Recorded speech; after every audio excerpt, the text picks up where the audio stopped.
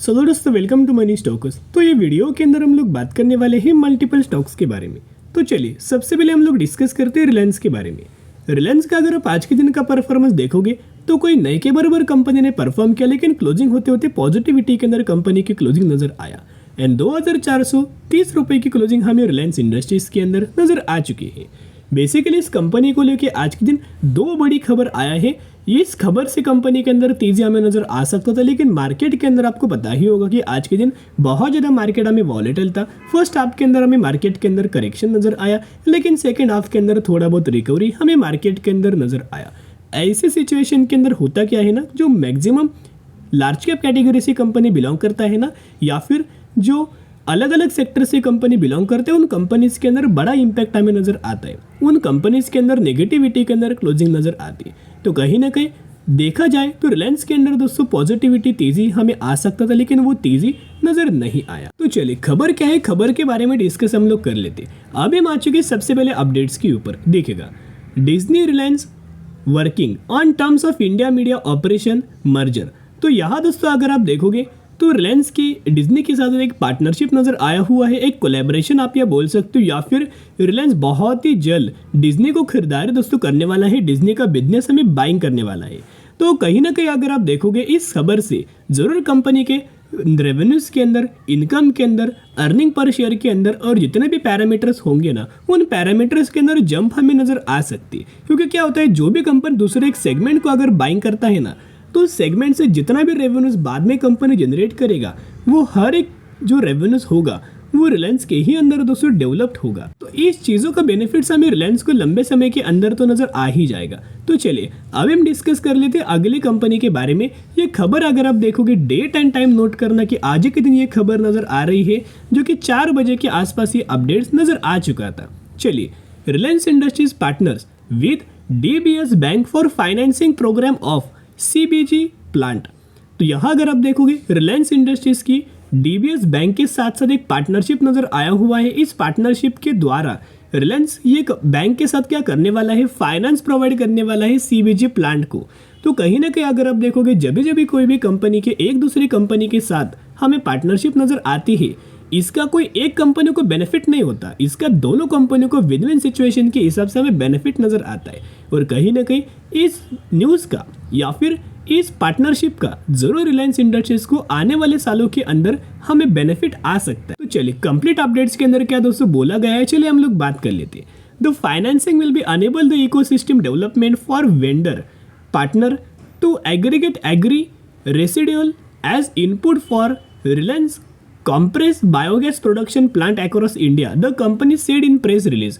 यानी कि जो रिलायंस का जो बायोगैस प्रोडक्शन प्लांट है ना, उसको फाइनेंस करने के लिए ये पार्टनरशिप के द्वारा हमें अच्छी खासी पार्टनरशिप किया गया है। साथ में उन्होंने बोला गया है कि जो कोलैबोरेशन हमें नजर आया है इस पार्टनरशिप को लेके, इस सेगमेंट को ये फाइनेंस हमें प्रोवाइड करके देने वाला है। तो कहीं ना कहीं दोस्तों दोनों जो कंपनीज है, दोनों जो न्यूज़ हमें नजर आई है रिलायंस के अंदर, वो बहुत ज़्यादा पॉजिटिव है।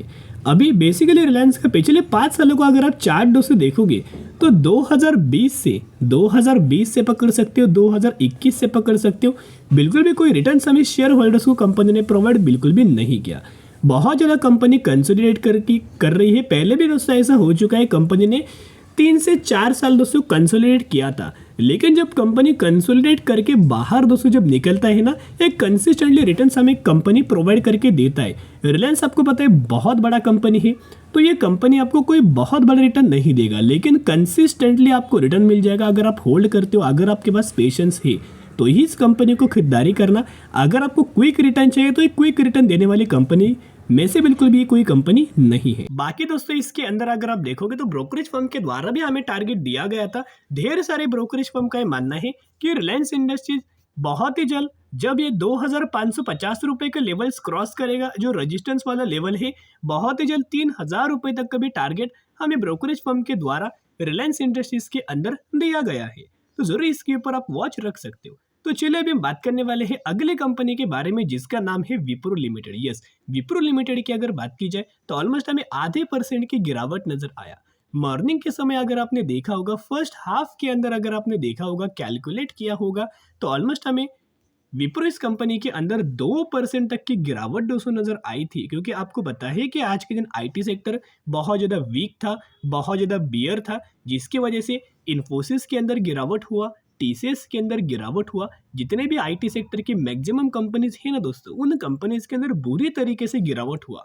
और वो गिरावट अगर आप विप्रो कंपनी के साथ अगर आप कंपेयर करेंगे तो विप्रो के अंदर कोई गिरावट नहीं हुआ। बाद में हमें रिकवर दोस्तों विप्रो के अंदर हुआ है। और ये रिकवरी के पीछे की जो वजह है ना, जो अपडेट्स है, जो न्यूज़ है, चलिए उसके बारे में हम लोग बात कर लेते हैं। पिछले एक महीने का अगर आप रिटर्न प्रोफाइल विप्रो का देखोगे तो ऑलमोस्ट हमें कंपनी के द्वारा 7.5% तक की रैली हमें नजर आई है और कंसिस्टेंटली हमें विप्रो के अंदर रैली नजर आई है। बीच बीच में होता क्या है, जब ये कंपनी 425 रुपए तक का लेवल्स अचीव करता है, 420 रुपए तक का लेवल्स अचीव करता है, तभी तभी ब्रोकरेज फर्म का दोस्तों निगेटिव व्यू आता है। ब्रोकरेज फर्म हमेशा इस कंपनी को लेके बियरिश टारगेट देते हैं। फॉर एग्जाम्पल, अगर ये कंपनी करंटली 420 रुपए के आसपास ट्रेड कर रही है तो ब्रोकरेज फर्म का ये मानना है कि ये कंपनी हमें 400 रुपए का टारगेट देगा या फिर 390 रुपए का टारगेट देगा। कल के दिन तो मैंने आपके साथ विप्रो के बारे में जब डिस्कस किया था तो विप्रो 422 रुपए के आसपास हमें ट्रेड कर रहा था, लेकिन जो ब्रोकरेज फर्म के द्वारा टारगेट दिया गया था, इनका ये मानना था कि विप्रो 370 रुपए का लेवल दोस्तों अचीव करेगा। देखिएगा करंटली जो हमें सिचुएशन जो आईटी सेक्टर की नज़र आई है ना, वो बुरा सिचुएशन है। अभी आज के दिन का जो रीज़न था मैंने शेयर किया था, यूएस फेडरल की मीटिंग हमें आज के दिन नज़र आ रही थी, उसका आउटकम हमें नज़र आने वाला था और कहीं ना कहीं इंटरेस्ट रेट हमें हाइक होने वाला था। तो जब भी इंटरेस्ट रेट हाइक होता है ना, सबसे ज़्यादा इम्पैक्ट हमें आईटी सेक्टर की कंपनीज के अंदर होता है।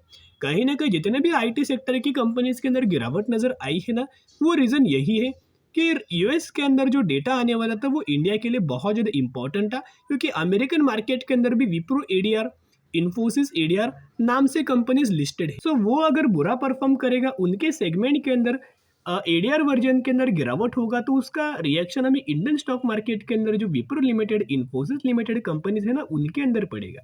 तो चलिए, ये हुई बात गिरावट वाली। अभी हम बात करेंगे अपडेट्स क्या है। चलिए, सबसे पहले अपडेट्स देखोगे तो Wipro RSA Inc. New partner, new multi year contract to accelerate cloud migration. तो बेसिकली विप्रो की RSA के साथ साथ एक कोलैबोरेशन बोल सकते हो, एक पार्टनरशिप बोल सकते हो, या फिर एक कॉन्ट्रैक्ट बोल सकते हो। ये तीनों चीज़ें एक ही है कि विप्रो की कॉन्ट्रैक्ट हुआ है RSA के साथ साथ। अभी ये कंपनी क्या करने वाली है, दोनों का कॉन्ट्रैक्ट हुआ है, इसका मतलब दोनों ये कंपनी क्लाउड माइग्रेशन को सपोर्ट करने वाली है, इनके सर्विस ये कंपनीज प्रोवाइड करने वाली है। अभी जैसे कि आप कंप्लीट अपडेट्स के अंदर दोस्तों यहाँ देखोगे, जो हमें इन दोनों कंपनी के एक दूसरे के साथ साथ जो पार्टनरशिप हुआ है, ये कोई अभी दोस्तों पार्टनरशिप नहीं हुआ, पहले भी ऐसा हो चुका है। देखिएगा, Wipro will help to accelerate RSA migration to the cloud and build a compliant, secure and scalable IT infrastructure. The 3 years engagement build up Wipro and RSA existing relationship with which begin in 2016। तो 2016 से दोस्तों ये एक दूसरे के साथ साथ काम कर रहे हैं, दोनों कंपनी एक दूसरे को सपोर्ट करता है और दोनों कंपनी एक दूसरे के साथ पार्टनरशिप 2016 से कर रहा है, तो जिसके द्वारा इसके अंदर आने वाले सालों के अंदर बेनिफिट्स आपको नजर आएगा। नेक्स्ट अपडेट देखोगे तो ये आज के दिन का है, रिसेंट अपडेट्स के बारे में हम लोग बात कर रहे हैं। यहाँ क्लियर कट दोस्तों मेंशन किया गया है कि करंटली फिलहाल विप्रो के पास कोई हमें जो ज्यादा हमें डील्स नजर नहीं आए, कोई ज्यादा क्लाइंट्स हमें इनके पास नहीं है।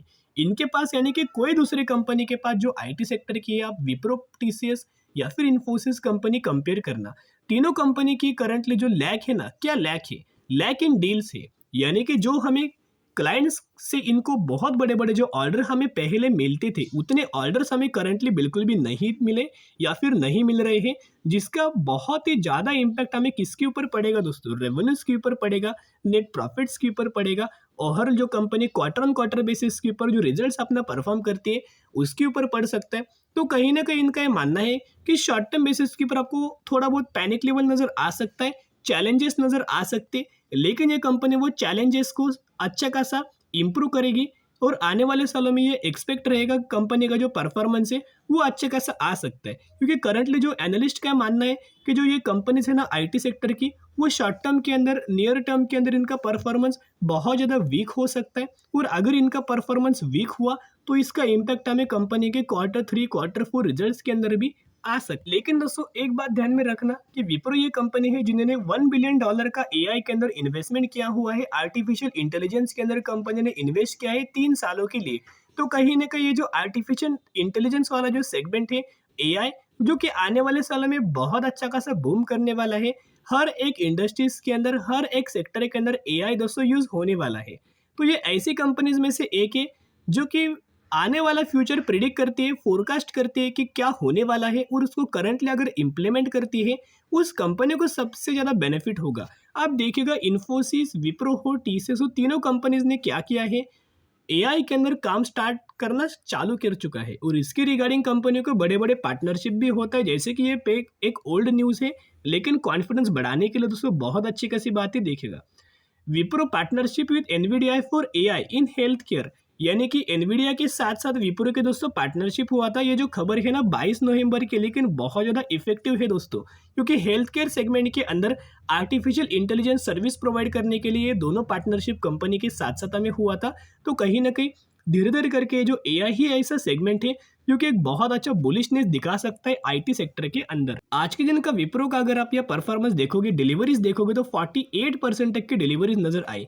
जिस तरीके से विप्रो गिर रहा है ना, उस तरीके से डिलीवरीज विप्रो की आगे हमें बढ़ रही है, क्योंकि बहुत अच्छी और पॉजिटिव वाली बात है। क्योंकि एफआईएस की लगातार खरीदारी हो रही है, डीआईएस की लगातार खरीदारी हो रही है, और म्यूचुअल फंड्स भी लगातार कंपनीज के अंदर खरीदारी कर रहे हैं। तो विप्रो कंपनी बहुत अच्छी, जरूर कंपनी के बारे में, निवेश करने के बारे में सोच सकते हो। जितना कंपनी गिरी उतना खरीदारी करना, सिर्फ आपको पेशेंस दिखाना पड़ेगा। चलिए अभी हम बात करेंगे अगले कंपनी के बारे में, जिसका नाम है टीएमए प्रोडक्शन लिमिटेड के बारे में। यस, यही वो कंपनी है जिस कंपनी ने 1:10 रेशियो का स्प्लिट का अनाउंसमेंट किया है। एक के बदले 10 शेयर आपको इस कंपनी के अंदर मिलने वाला है। सिर्फ ₹11.5 का एक शेयर हमें नजर आ रहा है।